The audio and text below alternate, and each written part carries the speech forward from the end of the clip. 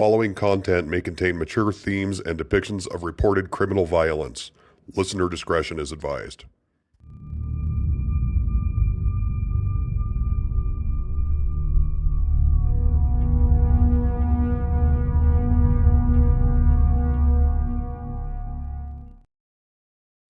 Welcome back to Dark Dish Radio. Welcome back. You're always so sexy and sultry when I start the show. Well, I try my best. Okay. All right. And that's it. I hope you enjoyed the show tonight. Oh, we are just a laugh riot, the two of us. We're full of pea and vinegar tonight. Yes. How have you been doing? I haven't talked to you for a few days. I've been doing, things have been happening. Life is happening. So there you go. Well, I mean, I don't mind touching on what I've gone through in the past 7 years. I was going to say, since I was a wee lass. I had to have eye surgery, an eye procedure, I should say. Well, that's going to make this an interesting show. So I am doing this completely blind. Well, I mean, it is, it's a good thing this is also a podcast. So, thank God. Yes. So tonight we have probably one of the strangest stories we've ever encountered. The most horrifying, I should say. Don't you think? It definitely ranks up there. On the weird shit-o-meter, it's up there. It is such a strange story. And the story is that of one Henry McCabe of Minnesota. Yes. You always just say yes. Yes, Amy. What more do you want me to say? Well, I'm not sure what else that's his name. That is a fact. It is a fact. Okay, so do you want to just get right into it here? I think we should. Let's do it, because the rate we go, this show might be up in time for Christmas. We're a little late. Okay, yeah. So Henry McCabe was a polite, hardworking 32-year-old Liberian immigrant who worked as an auditor for the state of Minnesota, where he lived with his wife, Corrine, and their 2 daughters. At the time of his disappearance, Henry and Corrine had been married for 11 years. Henry was a much-loved and active member in the Liberian community, and his fondness for his home country would never leave him, so much so that he had dreamed of one day returning there to help assist in Liberia's political arena. Oh, I know. So sad. So in September of 2015, his wife, Corrine, was in California for the Labor Day weekend. On Sunday, September 6th, Henry planned to meet an acquaintance by the name of William Kennedy at a local barbecue. Okay, so William and Henry meet up there, and according to William, everything was cool. They stayed for a few hours, had a good time, and would eventually leave between 10 and 11 p.m. They then took their own separate vehicles to Henry's home, William following behind. Eventually, they decided to visit a local club, but this time they decided to just take William's car. Yep, according to William, Henry asked to stop at an ATM before they got to the club. Records would show that at 11:24 that night, $200 was withdrawn from Henry's bank account. So from there, they get to the club, where, by William's account, Henry would spend most of his time hanging out with a mutual friend of theirs named JT. William stated that soon after arriving at the club, Henry handed JT his wallet, and he mumbled something to the effect of, "I owe him a favor." As the night went on, and William eventually grew tired, he goes out to his car and finds Henry on the phone in the parking lot in what William described as an argument. William said that he assumed the fight was one between a married couple and just assumed that Henry was on the phone with his wife, Corrine. So Henry eventually hangs up, gets in William's car, and tells him, "Don't worry about taking me home, just drop me at the gas station." Upon recalling this part of the night to police, William said that at 2 a.m., he dropped Henry off at the Super America gas station on Highway 65 in an area that, according to friends and family of Henry's, was a very familiar area to him. William said that he then went straight home, and that the last sighting he had of Henry was when he pulled out of the Super America parking lot, but he noticed that Henry was walking to the side of the gas station, but never entered it. During the interview with authorities, Williams said he was confounded about the whole situation because he was more than willing to take Henry home, but Henry refused and insisted to be dropped off at Super America. So later that night at 2:28 a.m., Henry calls his wife, Corrine. Corrine would say that she couldn't understand anything Henry was talking about, but it was obvious that something was seriously wrong with him. She then calls Henry's brother, Tim, and teleconferences Henry in on that line.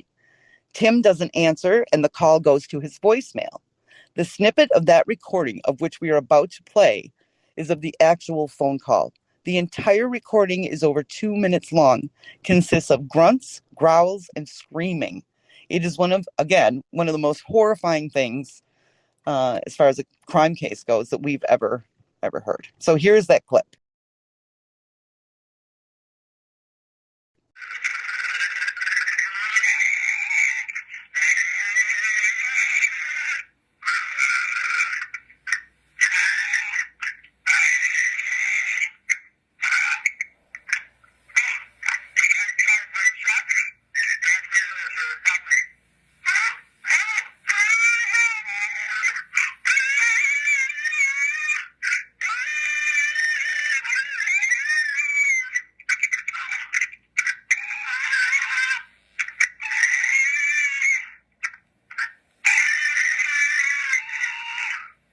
That is, well, I have some opinions, but I'm just going to let you get to this because this is.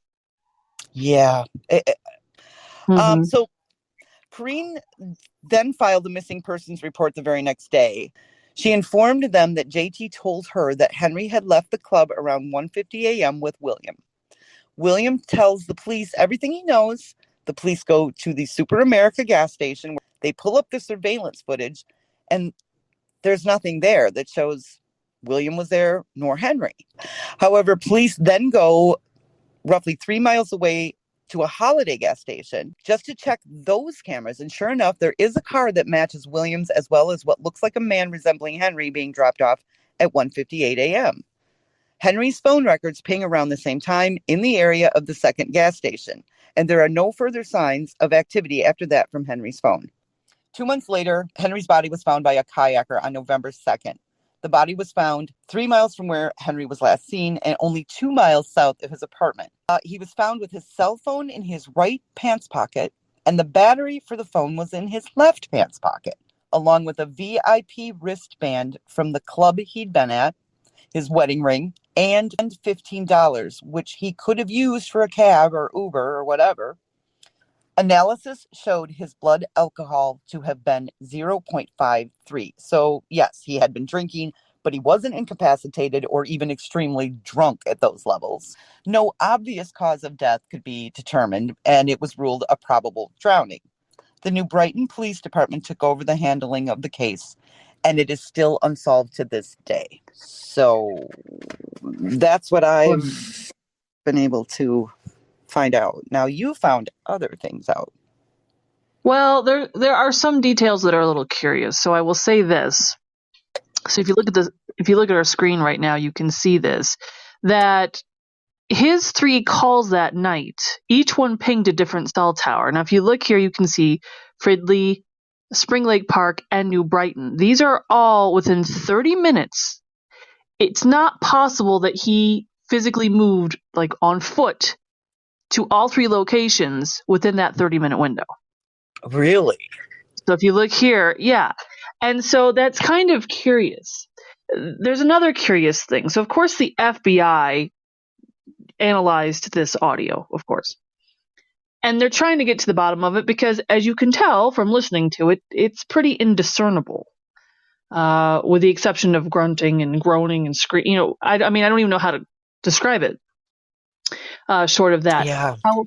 However, there is something that was heard that's a little concerning.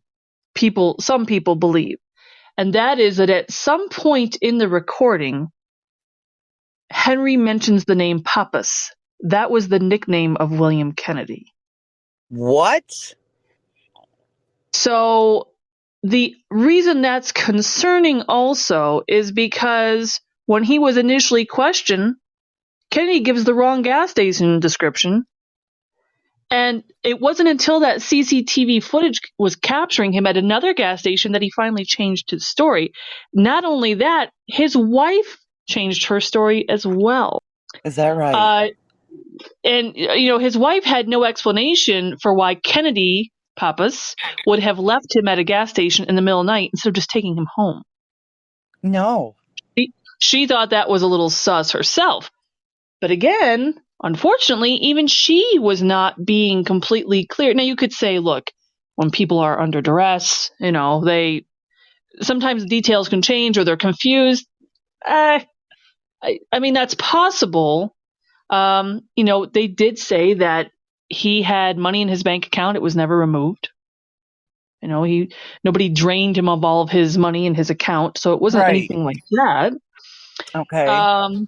Some people have speculated, and this sounds funny, but bear with me, that a wild animal could have scared him into the water. Okay, so that would be like the grunts and the growls and things like that? They're asserting that it could be a very large animal. Now, again, in this particular part of the country, I can't say that's impossible.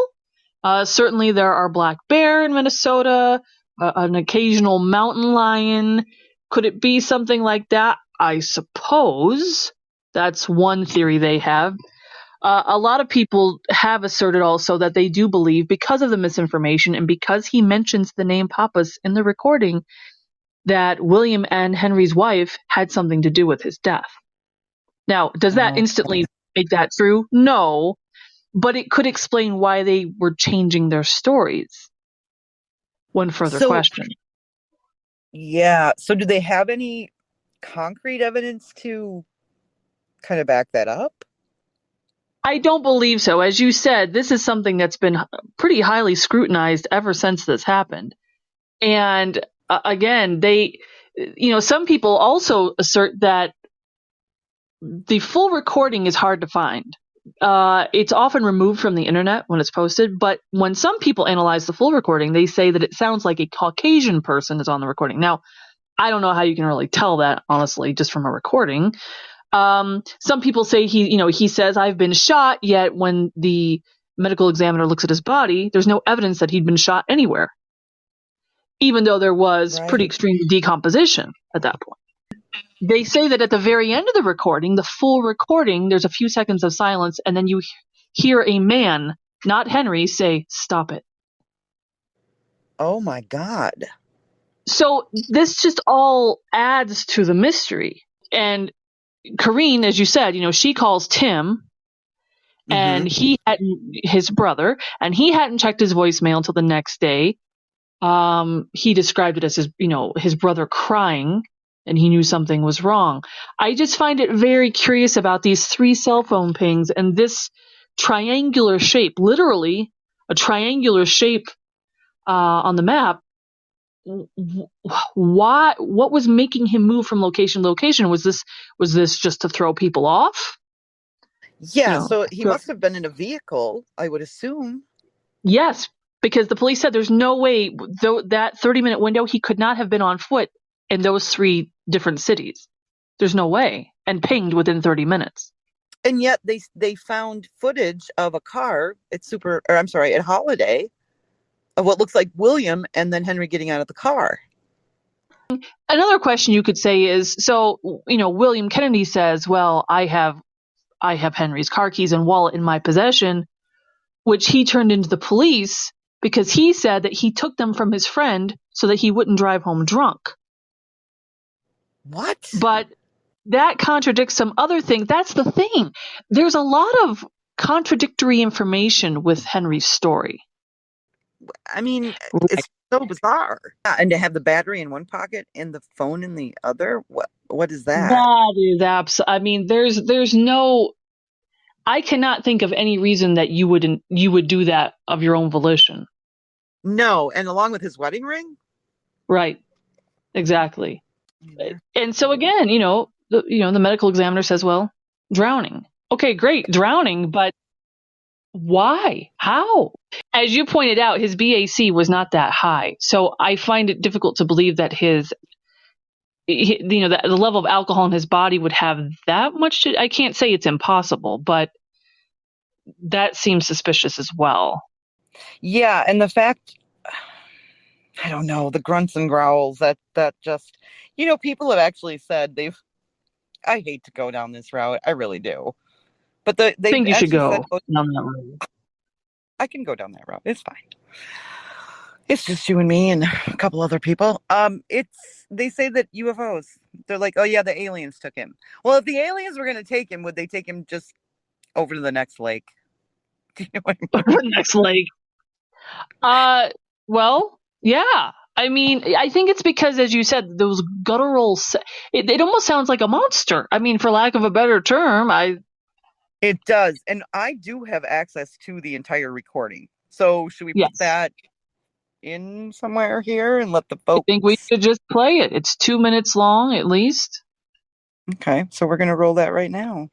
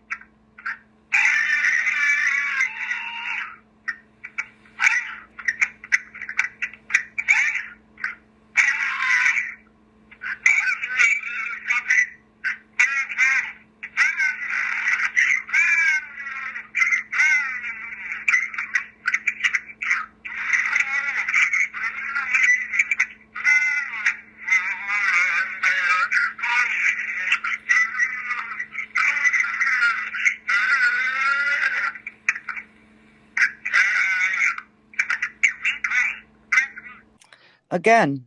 Oh, that's yeah. Oh my gosh. Now, is there any possible way that he could have just drowned? Could he just have drowned and he was making these noises as he's drowning? Now, you could say that, but again, it's the fact that the pinging on the phone. Mm-hmm. Yeah. Exactly. Now, is the case open? Is it not closed? Has it been reopened? So, as far as Henry goes, the case is still open. And, I don't know that anything further has been done in the way of his wife or anything else, or this, William Kennedy. But I do find it very suspicious that, again, he was known by that nickname. That's a well-known nickname for him. That wasn't something that was kind of a secret or on the down low. So the fact that, and again, this is almost kind of like an EVP situation where you say, well, everybody hears something different. It's all relative to who's listening. Mm-hmm. But a lot of people have asserted that he is saying papas, and I may be mispronouncing that. Now, is this information about the papas? Is this something that's newer info? From what I've read, yes. I had not heard this part originally. So I think this is, as I understand it, that one of the police officers that was called onto the scene to investigate this body that was found by the kayaker. If my information here is correct, he was the one that brought this up, the police officer, Really? about this nickname and about how that was what William Kennedy was known as, in maybe at least in the Liberian community. Okay. Now, I have a quick question, and I don't know if you know the answer to this. Is this area rural? Is it? From what I've gathered in creating this map, because I was quite confused by this 3-city pinging situation. Sure. It seems like it's a suburb of the Twin Cities. For instance, New Brighton specifically, we could talk about New Brighton. It is a suburb of the Twin Cities. It is, I think the population is maybe about between 20 to 25,000 people. So there could be cameras other places. That's what I... Exactly. Yeah. Again, there's so many variables. I mean, again, why did William Kennedy have his keys when, if he had dropped Henry off, knowing that Henry had no identification and no way to get into his house because he had his keys? Yeah. So, as far as I understand it, I don't know that anything has come up in the way of William Kennedy, because it certainly would appear from some of these, again, accusations, this is all alleged, that he had anything, they couldn't prove that he had anything to do with Henry's disappearance. But, Right. of course, the burden of proof falls on him because he was the last person. And here's the thing, when you look at where they are now, Corinne was married to Henry for about 11 years at the time when that happened. Now, she is originally from California. She returned to California. She left Minnesota. The only thing I can tell you about her is that she writes young adult sci-fi and fantasy novels. Is that right? Yes, she's a novelist. And as for William, he lives in Minneapolis, and he said he'll take a lie detector test. He has no motive. He didn't want to hurt Henry. He just stands by his story. Well, and the other character in this is that JT, Jonathan Thomas, the one that he had met up with in the club, that he had handed his wallet to. But that's another one where you just go, he owed him a favor. But I think that William had said it was something about missing JT's birthday, if I'm not mistaken. Okay. I feel like there's so much that doesn't line up, and I feel that not only in the reporting of these stories, but also just in the conversations that some of these people had with the police, at least in the case of Corinne and William, things aren't adding up. I guess it is a good sign that they don't seem to have any relationship since Henry disappeared. But I don't know. I think that's why it's still an open case. Yeah, it's just baffling. It is baffling. But that's why we kind of wanted to touch on this, because he seemed like such a sweet man. He was just a good man. As you said, it seemed like he was just having a regular day and had a regular relationship with his family and friends. Nothing stands out. Nothing stands out. So that makes it harder. And he was very close to his brother as well. So. Yeah, because you start throwing in everybody. Like, okay, what about this Tim guy? Well, it was his brother. So I didn't know that he had a good relationship with him. Yeah. Yeah. Apparently so. Definitely.